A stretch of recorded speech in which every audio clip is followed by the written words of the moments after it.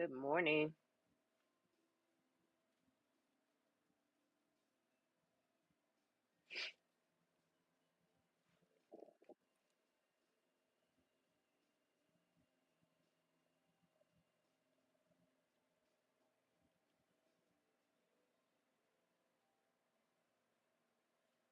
Good morning.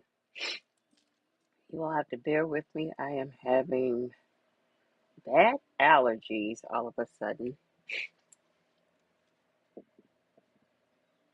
I am going to give it a few minutes. Hopefully, we'll have some people join.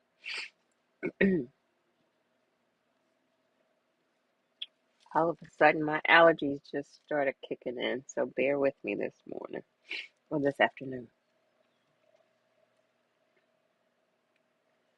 Good afternoon, good afternoon, good morning, depending on where you are.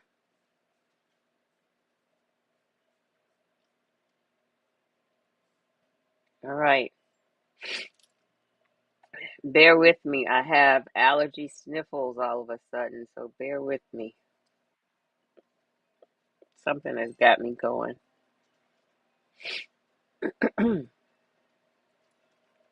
All right.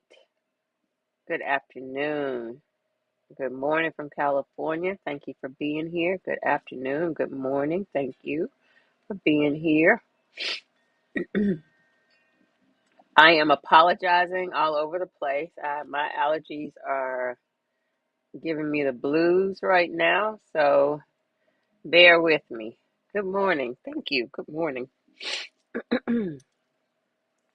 Something just happened all of a sudden, and my allergies kicked in. So I am going to get started. I thank you all for joining.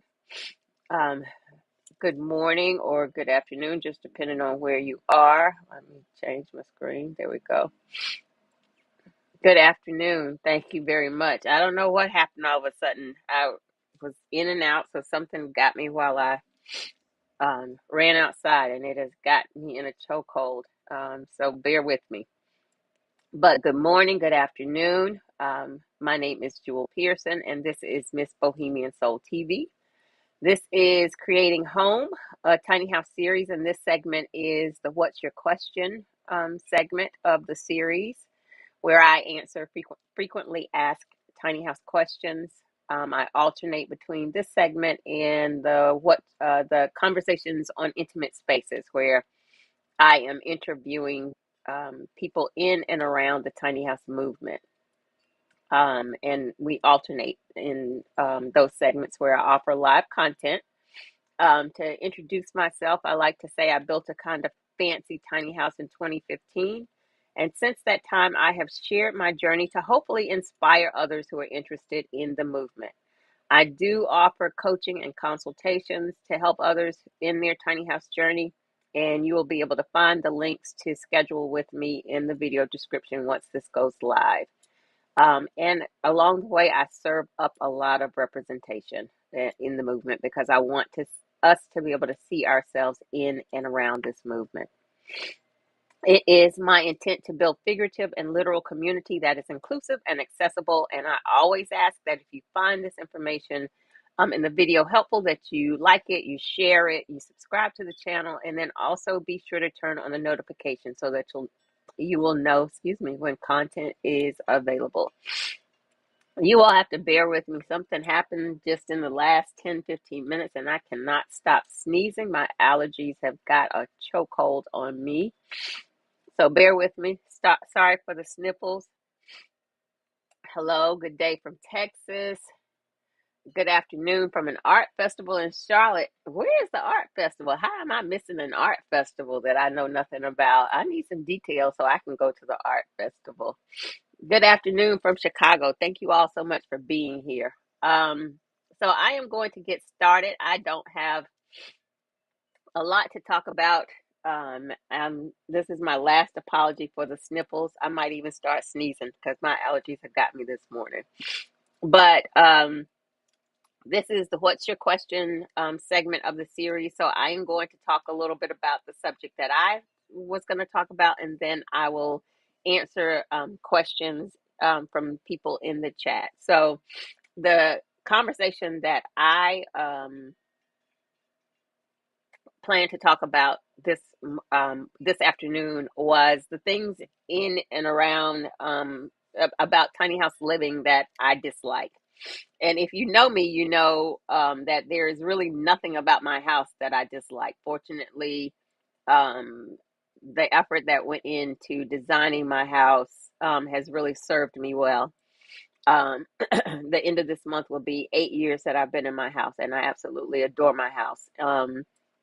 And the add-ons, the sunroom, and now the screened-in porch have just made it even better. So there's nothing that I dislike about my home, fortunately, which is why I always encourage people to spend the time and the effort in the design phase and in the research phase, and not just designing a home, but also understanding the things that make home for you. And so the things that you have to have in a space. And I always say, put them in categories: your must haves, your nice to haves, and your wish list items.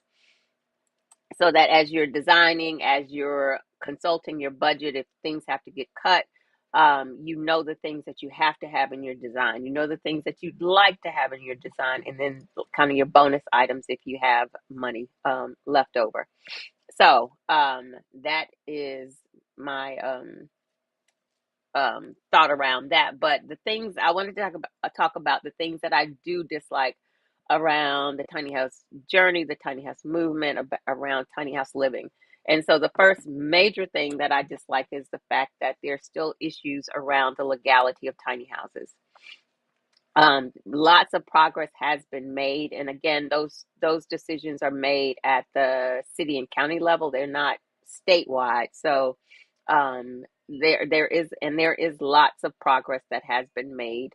I always say that the West Coast seems to be leading the charge and making the change happen quicker, but it could be even quicker in some areas. The East Coast is really slow and reluctant to allow tiny houses. There are some tiny house communities, but to have a tiny house on a piece of property is just solely on a piece of property still is not legal in most areas. They do support in some areas communities for veterans and for the unhoused in some areas, but still they still could do a better job of doing that. So that to me is good morning, everybody, is one of the things that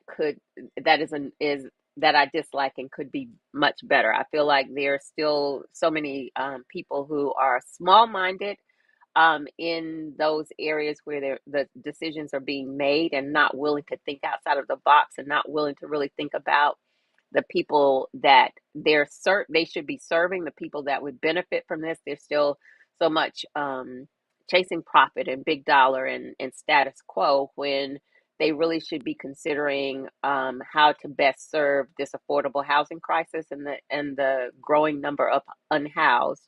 And tiny houses, again, I always say it's not the end all and be all answer, but they absolutely present an opportunity for contributing to solving some of those issues. And that's one of the things that I still really dislike about the movement. Um, Also, I dislike not having access to urban areas, and it's kind of part of the conversation that I just had, where it is mostly rural areas that are kind of accommodating to tiny houses, or where you can be in a rural area and you have opportunity to kind of be under the radar, and that's going to happen mostly in the rural areas. And so I dislike not having access to urban spaces. Offer more safety for Black people and people of color, so that's one thing. And then not everybody wants to be in a rural area. I'm very, very grateful for my parking location. It's beautiful out here, but I would absolutely love being closer to the city. I am a city girl. I miss city energy.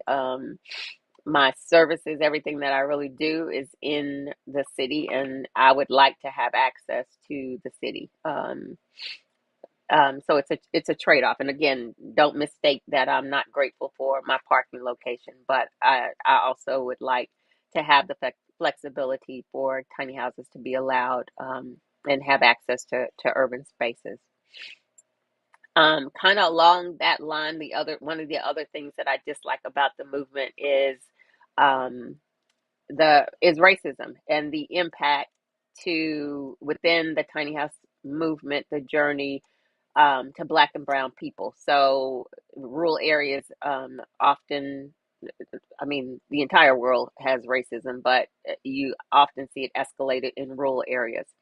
I've shared my experiences. And so that the racism adds a level of complexity for Black and brown people interested in the tiny house movement, a level of complexity, a level of safety concerns, all of that. So that to me is still a big negative, in the movement, in the world overall. Racism is always a negative. Um, but it's just something else that's on our plate that we have to consider, that my counterparts don't have to consider.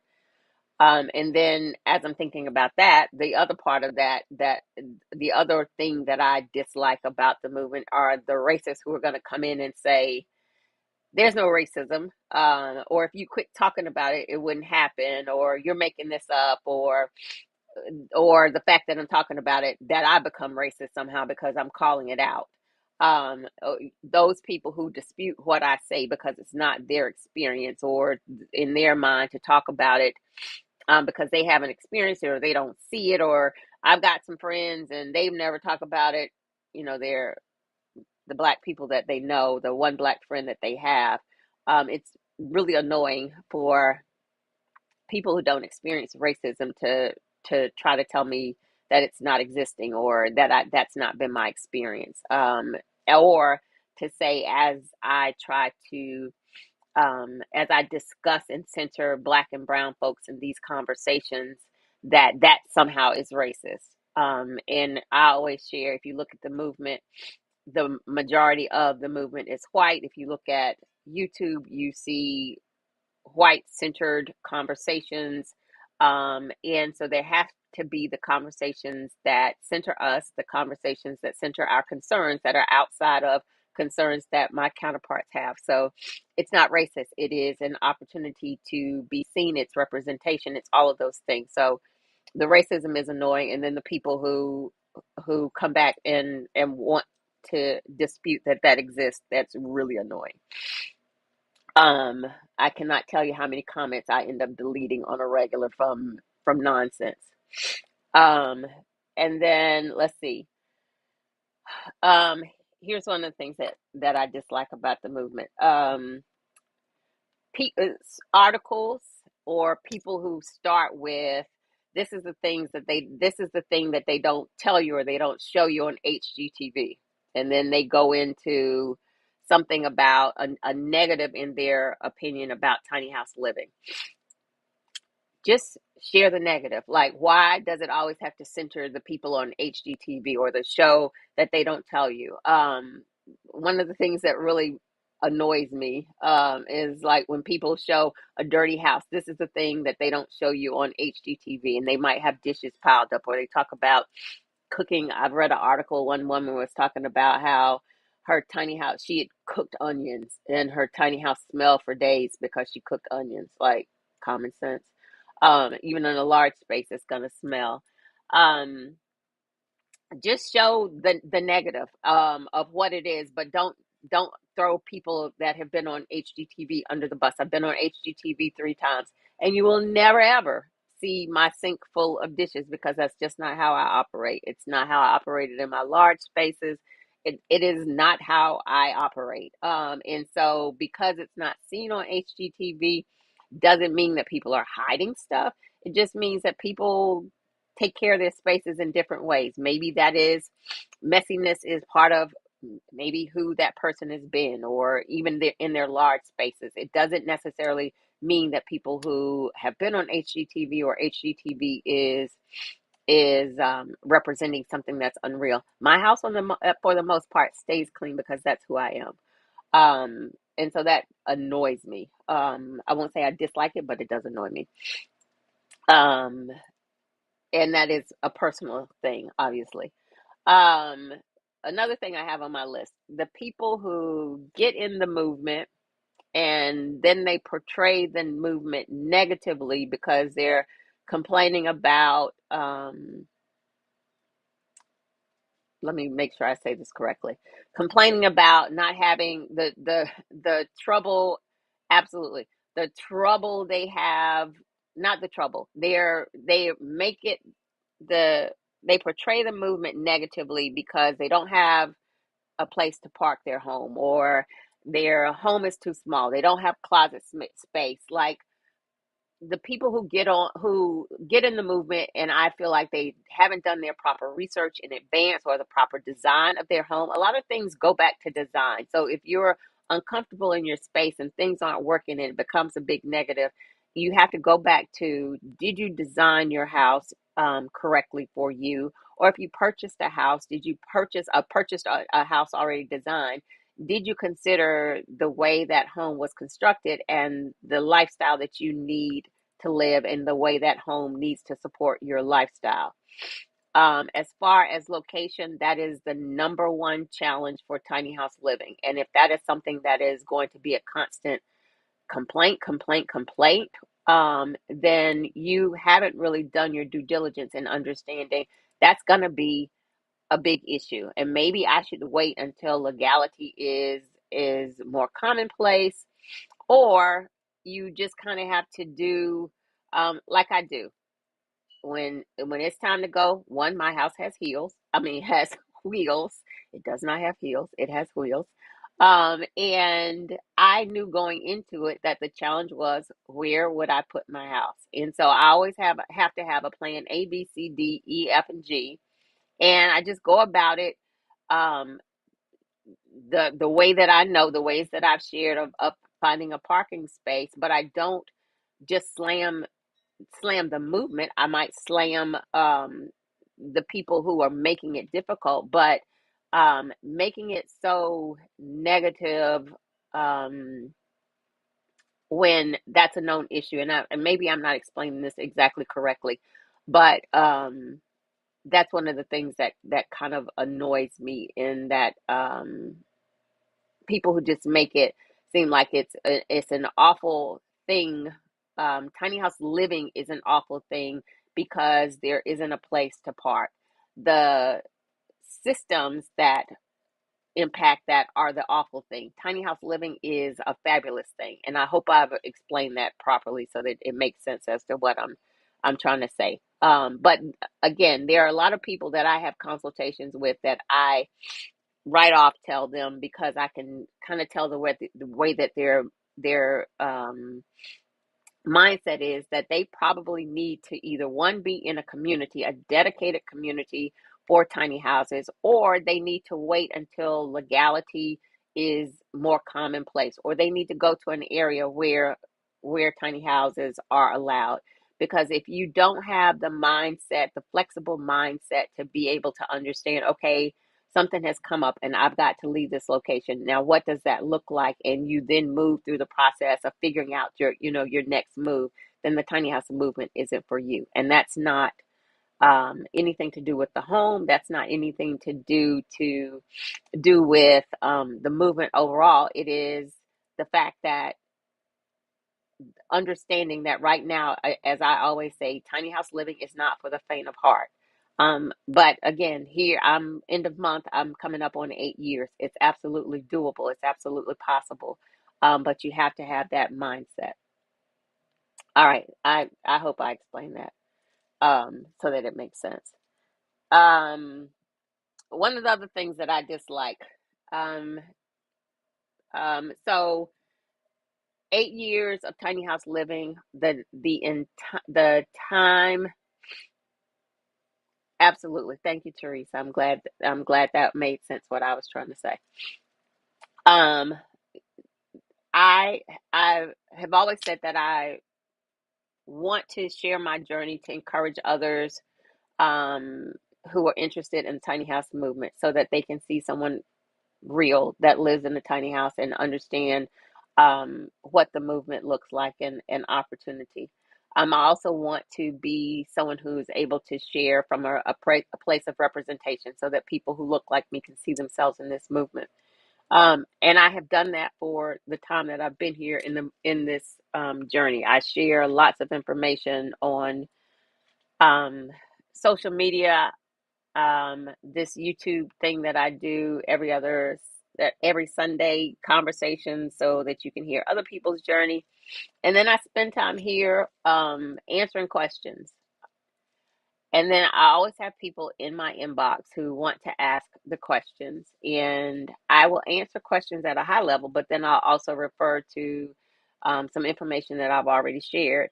And if you want to go deeper, I do offer consultations, and the consultations, like one-on-one time, there is a cost for consultation. The thing that annoys me are the people who get irritated or angry that I offer paid consultations. I am doing all the free stuff. I'm giving all of the free things away. If you don't want to pay, then you need to be here on Sundays when I'm opening and answering questions. You need to look through the stuff that I've already shared. But if you want one-on-one time, I have a right to expect payment for that, because that is my knowledge and that I don't owe anybody any time. And so it is annoying to me when people take issue with the fact that I do charge for consultations. Free stuff, the internet is free, YouTube is free, all of those things are free. But if you want and expect my one-on-one time, I have a right to charge for that. So that is a thing that annoys me. And the last thing I have on my list, and I'm sure I could talk for a long time for the things that annoy me, even though I haven't thought of anything else. But the people that throw shade on tiny houses, and I feel like it oftentimes there's that quote that says people fear what they don't understand. Um, Oftentimes there's so many people who I think they think I might live in a home the size of a doghouse. Um, and I hear comments all the time. Thank you, Phyllis. Um, just shade of of um not understanding. I live in a home. Like I thank you. I have access to everything in my home that large homes have. I didn't give up anything. My tagline is you don't have to give up luxury to go tiny. There's nothing that I am missing in my home that I've not had in larger homes except excess space, or the access to urban areas, because I'm in a rural area, and I've already talked about that. But there's so many people who their expectation is that I think I live. I don't know what they think I live in, but they'll make comments out of a place of unawareness, it's a negative comment where you're trying to throw shade or be make a derogatory comment because it's not something that you would do. That's okay. It doesn't have to be your journey, but there's also a level of what someone else is doing is not my journey. It's not the thing that I'd be interested in, but I don't have to throw shade, and I don't have to be disrespectful, and I don't have to be um, just overall ugly in the process. So for example, I can go back to I was having a conversation with the city official a few years ago, and he got on this conversation, and I was talking to him about thank you, right, keep going. I was talking to him about my home, and I was talking about tiny houses as options for the unhoused. And he stopped and he was like, I don't mean to be offensive, he said, but I would never advocate for tiny houses for the unhoused. He said, I would expect that people who don't have housing, I would want them to have adequate housing, everything that I have in housing, and I wouldn't want to advocate for anything less for them. And he kept saying, I don't want to offend you.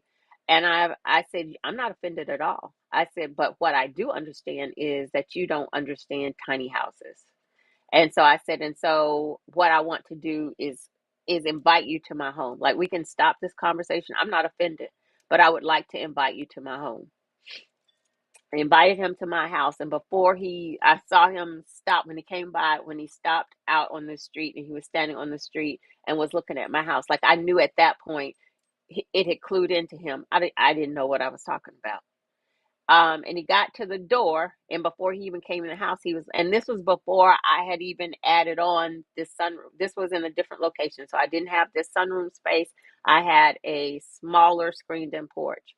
And so when he got to the door, he said, "I owe you an apology."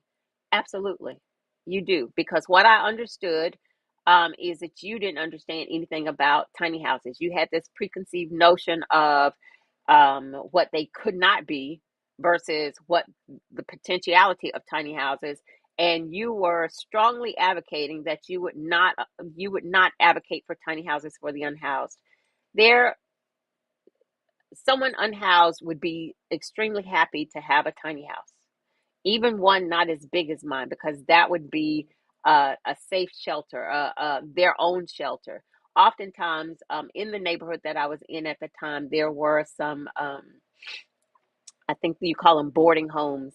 Um, I've forgotten, but like transitional housing in the back of the neighborhood. And so there were different people who were coming off of challenges with drugs and reentry. They were reentering society. So they lived in these homes, and they would walk down the street. And I had several conversations with them. And one woman said to me that my house actually gave her hope, because oftentimes they don't want massive housing. They want something that looks like something that they can take care of, they can afford, something that becomes something that's very near and dear to them, kind of the way my house is to me. And so that would be something that they'd be very interested in. But sometimes people have such closed minds. Um, I had a relative tell me that my living in my tiny house was kind of like living in my car. And I stopped that conversation immediately. It's like, have you ever been to my house? My house is absolutely not like living in my car. They've since changed their mind as well, about after having visited my house. But even, from concept, a tiny house is not like living in a car. Um, People who expect that you can't entertain in a tiny house. I remember years ago, I was attending an event, and a woman actually asked the question about, how do you have guests in a tiny home? And there was a guy there who had a small tiny house. I'm gonna say maybe his house was 16 or 18 feet, and he was a kind of a bigger guy.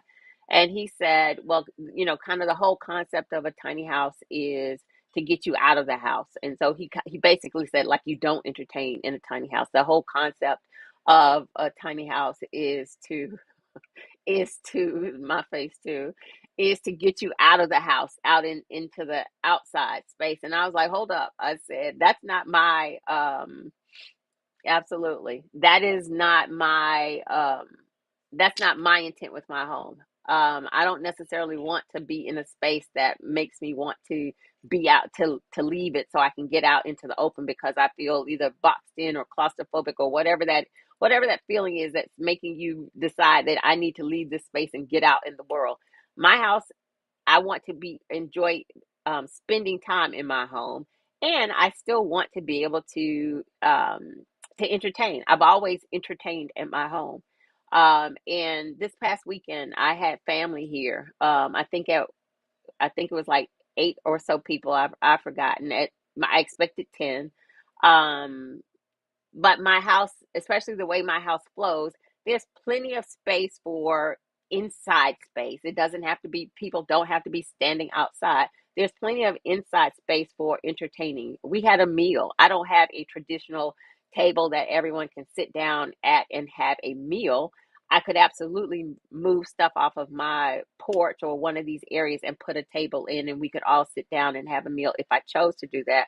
But the way my home is structured, there's seating, and people can have a meal. We can all have conversation. We can interact and not feel claustrophobic or on top of each other. I have plenty of space for that. But people can't.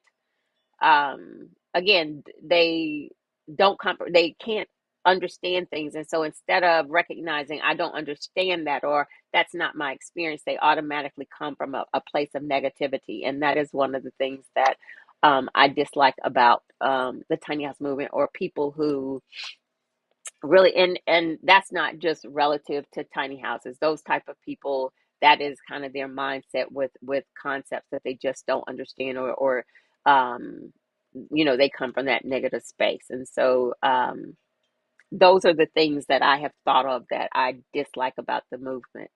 The joy for me in the movement is everything of this experience, this opportunity, um, helping people to see a different lifestyle of getting to home ownership, getting to um, less debt-free living, getting to liberation, getting to freedom and liberation, physically, mentally, getting to a place where you can focus on the things that are important, really important, the priorities of life: travel, family, taking care of yourself, eating right. If you want to grow a garden, that ain't really my thing because I'm scared of snakes, but I absolutely do eat better having lived in a tiny house. Like, there's so much more of a focus of and self-awareness and my footprint in the world. Um, Paying attention to the things that are really important and focusing on me. And this journey has just been one of, when I built a tiny house, and it has, I didn't just I built a house, but the house actually changed me, like through the course of this process. And so that is the thing that I want to the journey, and that I want to share with others, and encourage others to pursue if it is of interest to them. It doesn't have to be a tiny house on wheels. It doesn't have to be a tiny house. It could be a small apartment, but understanding, or getting to the point in life where you're really focused on the things that matter. And I keep referring to the pandemic and quarantine and the things that we should have learned from that experience. And with the so much loss that happened at that time, loss of life, loss of stability, jobs, all of those things that we had not experienced before, that really should have been eye opening. And this is kind of, yeah, part of that awakening, and one of the things that can help us move in directions that help us, individually and collectively, help our communities, especially the Black and Brown communities that need so much help. So those are the things that I love about the movement, and why I do what I do. All right, that's it. That's my soapbox. For anyone who came thinking that I was going to talk about the things that I dislike about my house, I'm sorry to disappoint you, but if you've been following me, you should know that I adore my house. So I really didn't have anything along those lines. But that's it. Questions? Are there questions in the comments that I might be able to answer? Thank y'all for being here. Apologies for my stuffy nose. Um, thank, thank you very much. I appreciate that. I'm always, this is the one that I struggle with. If I don't have a legit question that someone has asked that I haven't already answered, I struggle with the content for this session. I think I shared before that I'm not exactly sure what I'm doing with this session. I don't want to get on and waste people's time. So I struggle with content here, but thank you. All right. I don't see any questions that I can answer. Latasha, you still ain't talked to me about where the art festival is in Charlotte. That's okay. You holding out. Let's see.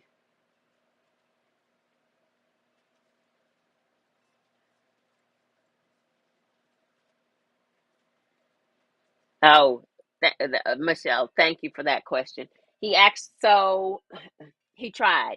I will give him, he tried. In This was in Charlotte in Building code enforcement is much of the holdup in Charlotte. Zoning was like, yeah, we can get with this if we can get building code enforcement involved. And this official really was that had changed his mind and could understand tiny houses, so he tried. But building code enforcement was the holdup.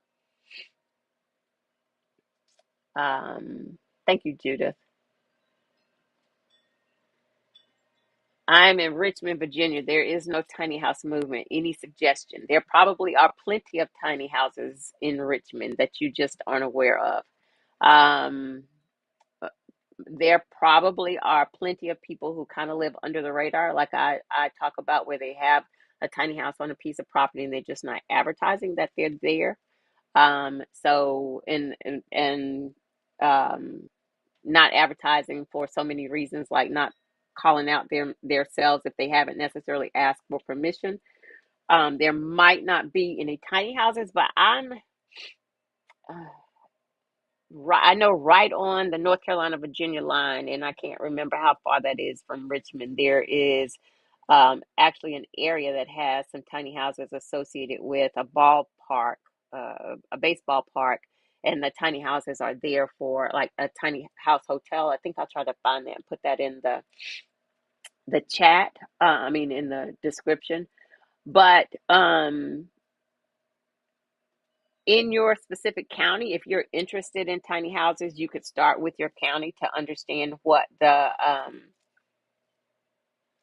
rules are if you're interested. Oftentimes, the big cities aren't, they're still chasing big dollars, so they're not really interested in tiny houses. But if it's a smaller county, you might have some success in discussing with them opportunity for a tiny house community, really showing them what's in it for them. If it's an opportunity, for me, when I'm talking to the counties, I'm always saying these are people who would be bringing their homes into your community. They work from home, so they're not taken away from your jobs.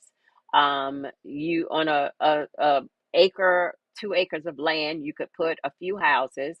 And so these people will be coming into the community. They'll be spending their money for utilities. They are going to need water and power. And so they'll be spending money with utilities. They'll be spending money in the stores.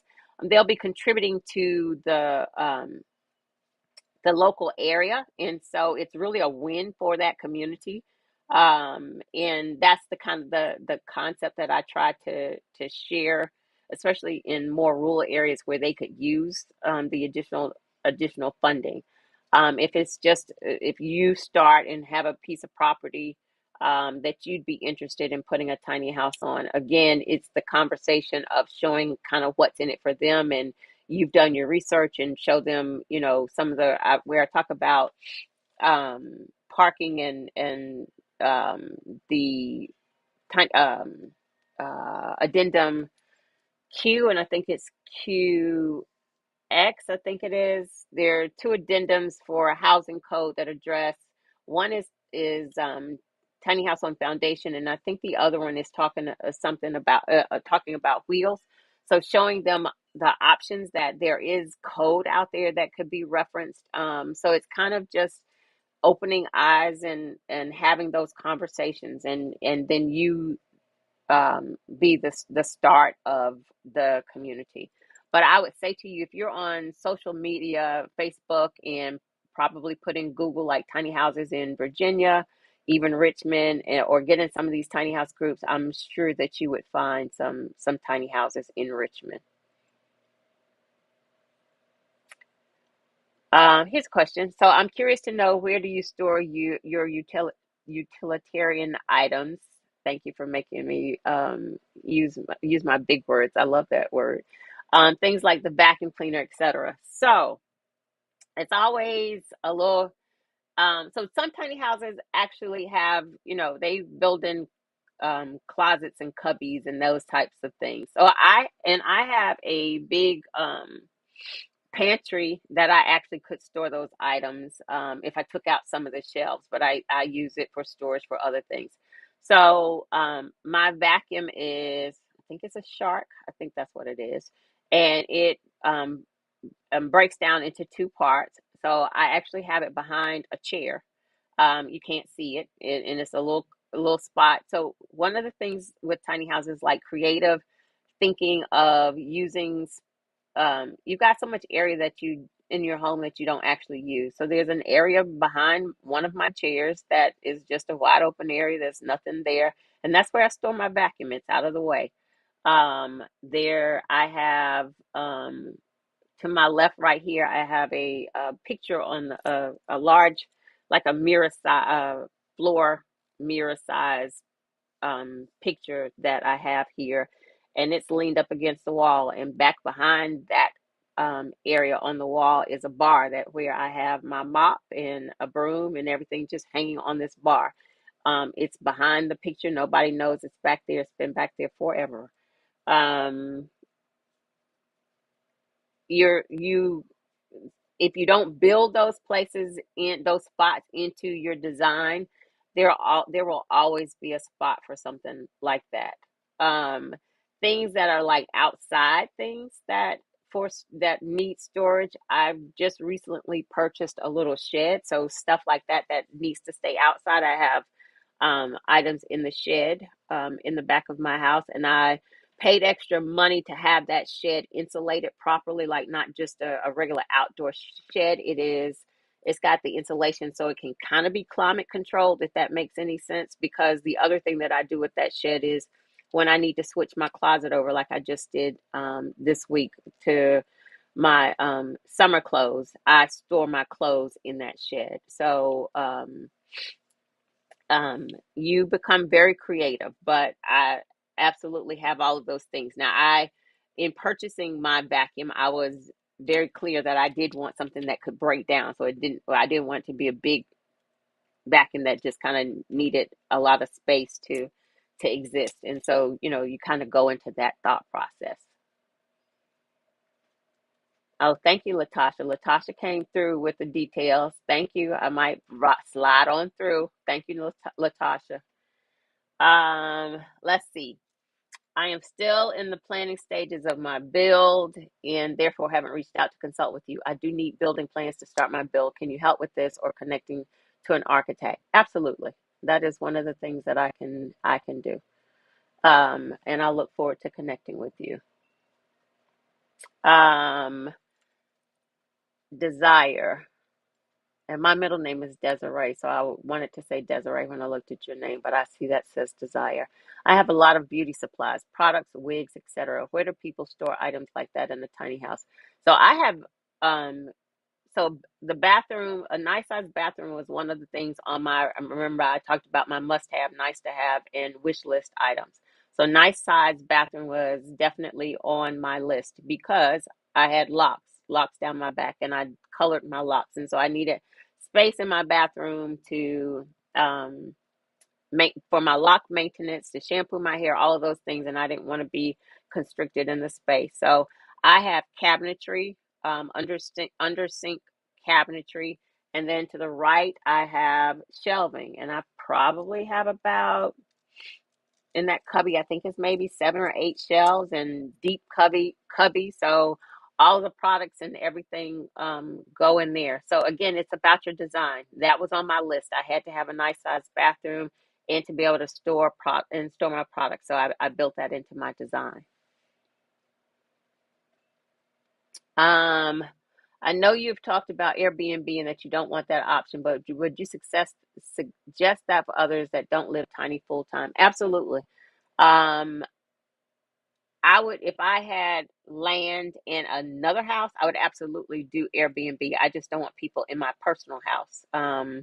But you should watch the conversation I just had last week with Naja. She has a tiny house in her backyard in Atlanta on Airbnb, and she's very, very successful with Airbnb. She is an Airbnb ambassador, and we talked about all the things Airbnb. So you should watch that conversation series, and I will drop the link to that in this video description. But absolutely, there is money to be made. If you look on Airbnb, you'll see tiny houses throughout. And Naja would be a great consultant for you for that. So watch that video. Shameless plug about some of the work that I've done. Okay, Richmond is about an hour and a half away from the North Carolina border. So I will still find that community that I'm talking about where I said they have tiny houses as a hotels for this baseball park that they just recently built. But I'm positive that there are tiny houses in your area. It just may not be, and I'll try to see if I see a community in that area. Any resources that I can find, I'll drop in the video description. Um, Question: Are many tiny houses now really small rather than tiny? 400 square feet versus 700 to 1,000 square feet, especially with decks, sunrooms, etc. Um, so tiny houses, depending on who you're speaking to, the rule for tiny houses say they're either 400 or 500 square feet, and then after that you do get to a small house. My tiny house is 475 square feet. Once I added on the sunroom space, 70, 471, 470, 475, something like that. Once I added on this sunroom space, so I still live in a tiny house. It absolutely looks larger. I think I've shared with you all. I had to block a woman who was really angry with me that I didn't live in a tiny house anymore. I have plenty of windows, so my space looks a lot larger than it actually is, but it is 470 square feet. If you're talking about 700 to 1,000 square feet, it is absolutely a small home. With that, it's not going to be on wheels. You couldn't build it, 700 to 1,000 square feet on wheels. So then you are talking about something else, a small home on foundation. But the definition or the rule, like I say, is for a tiny house is supposed to be 400 or 500 square feet. You may have already answered this, but what is the smallest size allowable in most areas? 500 square feet. So depending, so if you're talking about on wheels, um, I don't know what the max, like park models are. Park models aren't a tiny house like the one that I live in, but they are on wheels and they are relocatable. They're different. Park models are different from tiny houses. And I think they start around 500 square feet. But if you're talking about a tiny house on foundation, what's the smallest size allowable? If you're talking about foundation, so those decisions again are made at the city and county level. So you would have to call the city or the county wherever you live and ask them what their the minimum size allowance is. Some areas don't have one, and it's up to you as to what you want to build. Some do say, you know, such and such square feet is the smallest size that we would allow in this area. But that decision, and again, we're talking about on foundation, that decision is going to be made at the city and the county level. Have you worked with older adults downsizing to a tiny house?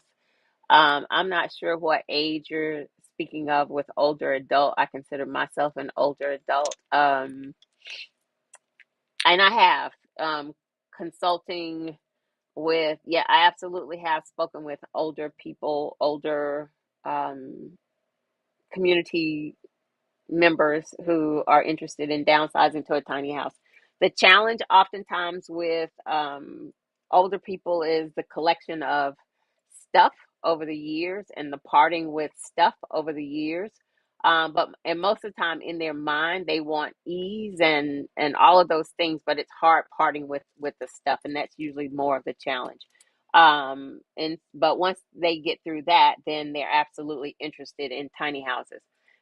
Older people aren't necessarily interested in tiny houses on wheels and the challenge of where to place it. So as my conversations with them have been mostly people who have access to parking on family property or whatever. So they're not interested in going through the rigmarole of concerns. But the other piece of that is also in designing the house, because they're also not interested in an overhead loft bedroom. So that is the conversation around designing a home with the bedroom on the first level. So yes, it is absolutely. I have those conversations often, and it is doable for older age as well. Um, uh, I'm planning to house my. So their tiny homes can be designed for wheelchair access. That is absolutely doable. Um, oh, thank you, Terry. Thank you very much.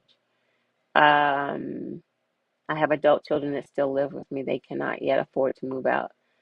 So if I do this, it has to include room for them. Absolutely. Or I don't. I mean, depending on budget. Obviously, I don't know what your budget is, but oftentimes people will consider having two tiny houses. Um,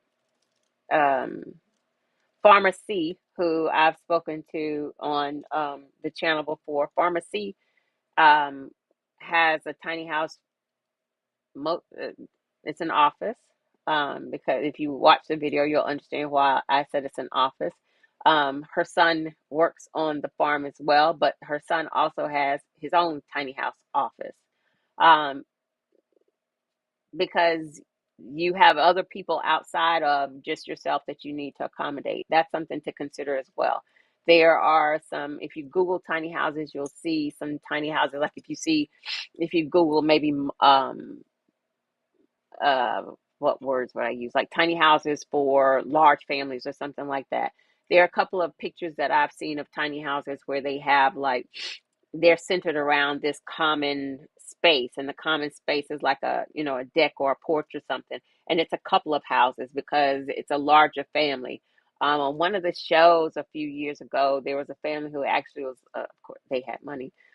They were building tiny houses for their kids, and so they basically had like a compound, and the kids had tiny houses, and they had like a central space where they ate and gathered together. But um, when you consider it, and depending on like budget and the size of the house and everything, oftentimes it's still less expensive. Obviously, costs are higher now than they have been, but oftentimes it's still less expensive to go that route. Um, And then, so long game is turning them into Airbnb. Absolutely. And watch that video like I mentioned. Miss BD, I hope I answered her question. Yes, there are options for wheelchair living in a small space. Absolutely. So someone is saying, so sheds or other outside storage don't count in square footage. So if I have an outside shed that's a separate shed, no, it doesn't count in the square footage of my house. That is my the so one, when you're counting square footage of a house, your square footage equates to livable space. So if I consider in my house, the square footage of my house, as I share the square footage of my house being 470 or 475, it is the original tiny house, and it is this sunroom space. My screened-in porch doesn't count in the square footage of my house because it's not livable space. When you're counting square footage, it is space that you can live in. And so the square footage of my house being 470 is the sunroom space that I added, and it is the original tiny house. It is not the screened-in porch. A shed on the outside of my house is not included in the square footage because it's not livable space. So I hope that helps you understand how you calculate square footage. Absolutely. I hope I answered your question. Very welcome. Last week's guest, here's a good question. Last week's guest mentioned providing information about Airbnb. How do we connect with her about that? So if you go to that video, it was Nadia. If you go to that video, her contact information, all of the resources she shared are in the description of that video, so you can connect with her there. Thank you, Michelle.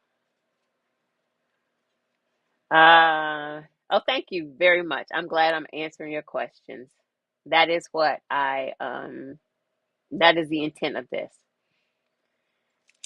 I believe park models are considered recreational vehicles. It depends on the local jurisdiction. Yes, sometimes they will say they are recreational vehicles. They'll say that about a tiny house because it has wheels. Um, so tiny houses, park models have that same issue. It just depends on the local jurisdiction. A park model is actually always going to be bigger than a tiny house. I feel like oftentimes they'll call it a recreational vehicle, so they can automatically say no, you can't live in it because obviously they're not going to give you permission to live in an RV. But a park model is just as much of a house, if not more, than a tiny house because it is larger. Um, when you move your home, how does that work with the three bills you have now? With your original bill, the sunroom and the patio deck, do you have to do it in three trips? Okay, so um, when I my original home is the tiny house. So when I first built my tiny house, it had um a a fold up porch and overhead Juliet balcony, and so and then that was like when I first built it, it was on the shelf they were attached to the house, and you removed some components, flipped it up, strapped it to the secured it to the tiny house, and moved the tiny house. And then my third location, I expanded the porch, the screened-in porch, and removed the balcony. And so when I moved it from that location, I would have to take off that screened-in porch, and I put it in a U-Haul and travel to the next location and then put it back in place. So as I was previously adding or expanding those spaces, the thought process was always, how do I make this so if I move that it remains mobile? And so there was always a plan for being able to undo that work, pack it up, and then get it in place and put it back together. Here at this location, I have no intent on moving my home from here. And that was what allowed me to make the decision to add this sunroom space and to screen in my porch. I could absolutely disconnect it from my tiny house and move the tiny house out, but the portion that would remain, because it's on kind of on foundation, it would not it would not travel well, like because this is actually drywall, so I'd have to undo all of this and lose the money and time that went into building this. And so the thought process as I went to this, I guess, extreme, for lack of a better word, was that I have no intention of moving my house from here. I would have never done this work this way if there was something that said I might in me that said I might need to move my house. So the previous bills, absolutely, I would undo that work, get in place, and put it back together. And it was both of those were designed that way so that they could do that. This design is not that. Hello, thank you for joining from San Diego. A question. I think the RV has to be RVIA certified, right? It depends. So if you want the RVIA certification for your tiny house, and when you might want well, RVIA certification means that the tiny house builder has been certified by the RV industry, and so it is that, and there's also a NOAA certification. Means the tiny house builder is adhering to these certain standards. They've been appointed by RVIA certification means that builder has been appointed by the RV industry as an RVIA certified builder. NOAA certification, I think any builder can obtain a NOAA certification, but they have to go through the process of building, documenting the build, submitting that information to NOAA, and NOAA then reviewing and approving. The benefits of a NOAA certification is that you have this body, this governing body that can certify your house was built to their standards. It's also going to depend on who recognizes that NOAA certification. So that's something to consider if it's necessary for you. Who is going to recognize that certification? As I understand it, some banks, I don't know the names of the banks, some banks partner with NOAA. You could find more information on their website. RVIA certification comes in, is beneficial if you are trying to put your home in an RV park and your tiny house in an RV park, and they require it to be certified as an RV. That's when you would say, it is certified as an RV. That's when that would be of benefit for you. It would also be of benefit for you to go with the RVIA certification because you can obtain a loan through some banks that allow provide funding for tiny houses that are RVI certified. Um, and so that's another time that it would be beneficial for you. It's not going to be beneficial for you if you're talking to city officials and you say, my house is RVIA certified, because right off the bat, they're going to say, well, your house is an RV and you can't live in an RV. So you have to determine when and where you need that certification, if you need the certification, and when you'll use it. But an RV certified build has to be built by an RVIA certified builder.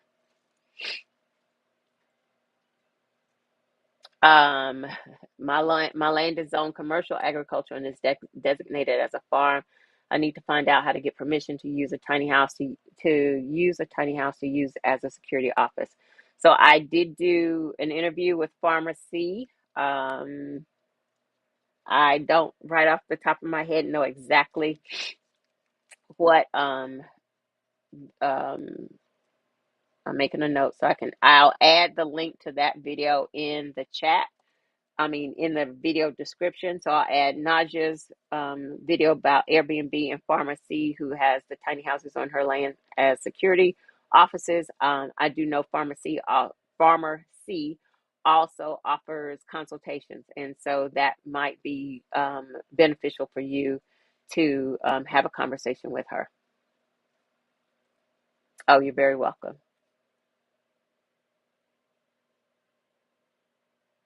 Oh, yes, Teresa, NOAA certification. And so maybe I'll add information about NOAA and RVIA certification in the description. I have to make these notes, otherwise I'm going to forget. All right, I think I have answered all of the questions that I see in the chat. Thank you all for your participation this afternoon. I don't see any other questions.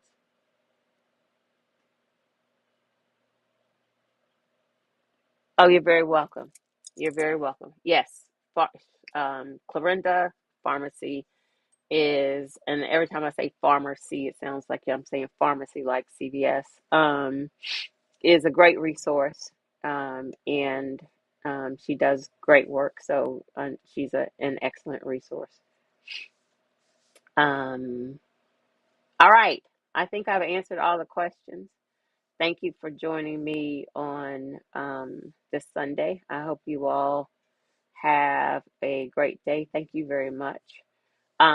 I will update the description to include all the information that I committed to, and just give me a few minutes to get it done. And I hope everyone has a great day and afternoon. Let me do my closeout, my official closeout. I'm getting ready to forget to close it out. You're very welcome. All right, let me change my screen. All right, there I go. All right, thank you again. Thank you all so much for joining.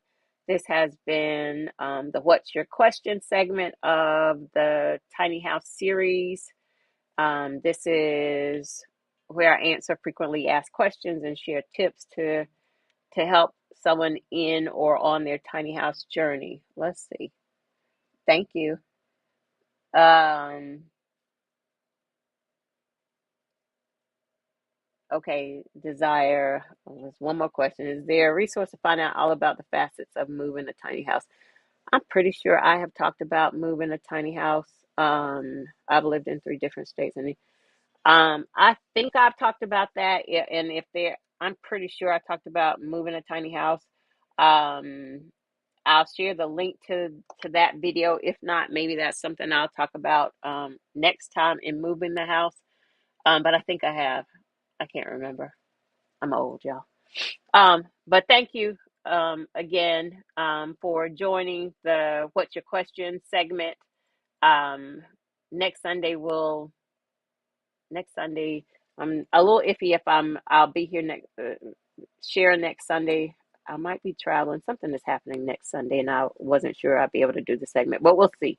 Conversations on Intimate Spaces is the next part of the series where I have an interview with someone in or around the tiny house movement. But I thank you for joining today. I hope everyone has a great day. And as always, if this video was helpful to you, I ask you to like it, to share it, subscribe to the channel, tell your friends about it, turn on the notifications so that you will know when content is available. Thank you all. Have a great rest of your Sunday.